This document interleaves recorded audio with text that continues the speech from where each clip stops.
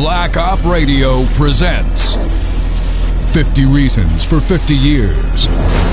Why the Warren Commission may be the greatest fraud perpetrated on the American public. Now your host, Len Osanek. Tonight, our look at the Warren Commission continues with the story of Rose Cherami. Abandoned on a Louisiana highway days before the assassination, she spoke to numerous witnesses, including a policeman, about a plot to assassinate the president in Dallas. Author Jim DiEugenio describes this clear example of foreknowledge in the murder that the Warren Commission should have known about. This is Jim DiEugenio.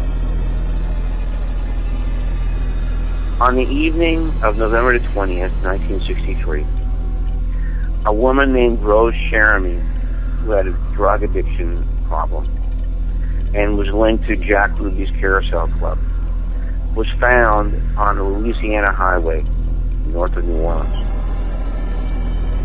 She was taken into custody and put in an emergency ward at a public hospital. Lieutenant Francis Fruget, who handled these kinds of cases, was at a policeman's ball that night. He was called by the supervisor of the hospital and told to come over, and see what he could do with the woman. He did. He talked to her, found out what her name was, and they decided to move her to a hospital which was more of a public institution and did not charge for emergency actions. So as they got her into a car, in this car ride, she began to say the most extraordinary things about how President Kennedy was going to be assassinated a few days later in Dallas. And Fruget didn't think anything of it because he just thought it was the ravings of a drug-addled woman who needed a fix.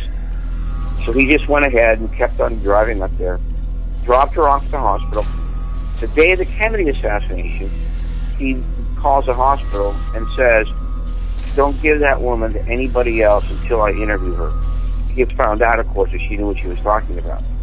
So he went back to the hospital, picked her up, and she started telling him this story about how she knew this information.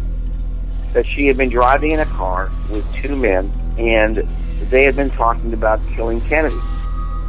She had also been involved in a drug deal. She went ahead and described all the aspects of this drug deal, where the transaction was going to take place, where the drugs were coming in at, on what ship they were coming in at, etc. Then she said that she had known that Ruby and Oswald had to know each other because she saw Oswald together with Ruby at one of his saloons because she had worked there for a short time. So with all this information, Fruget then decided that he should call the Dallas authorities to see if they wanted to talk to the woman. So he and his supervisor talked to Wilfritz, and they said no, that they weren't interested in this other information. They had solved the case. What happened, of course, is that Fruget began to check out for information. Everything about the drug deal checked out. When Jim Garrison went ahead and reopened the case in 1967, he decided to give him pictures of particular suspects, and he went back to the bar that Cherami was in before the two gentlemen threw her out, and the barkeeper, Mac Manuel, ID'd two of the photographs as being Sergio Arcacha Smith and Emilio Santana.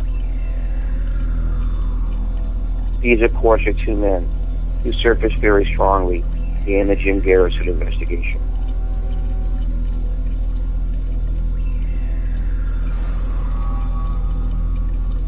As recently as November 2012, new information continues to surface, namely that within days of the assassination, the FBI visited both the jail and hospital in Eunice, Louisiana, and seized all records pertaining to Rose Cherami. Those records have never been seen again. Stay tuned for the next installment as we expose week after week 50 lies the Warren Commission would like you to believe.